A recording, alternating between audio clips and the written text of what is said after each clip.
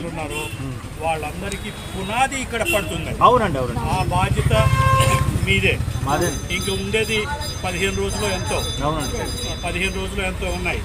ఈ 15 రోజులు గట్టిగా ప్రయత్నించి ప్రతి నిమిషం ప్రతి సెకండు మనది కాదనుకొని బాబాసాహెబ్ కోసం బర్రె ఆనంద్ కోసం కనుక మన ప్రయత్నం చేస్తే ఇక్కడ ఒక పునాది గట్టిగా పడుతుందని నా నమ్మకం, నా ఆశ.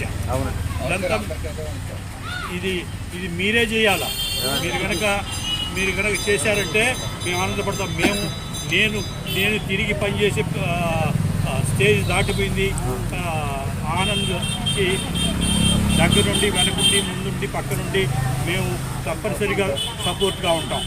కాబట్టి మీరందరూ పనిచేసి రాజానగరంలో ఈసారి నీలి జెండా ఎగరాలి. బర్రె ఆనంద్ ఎమ్మెల్యే కావాలి. అవునండి.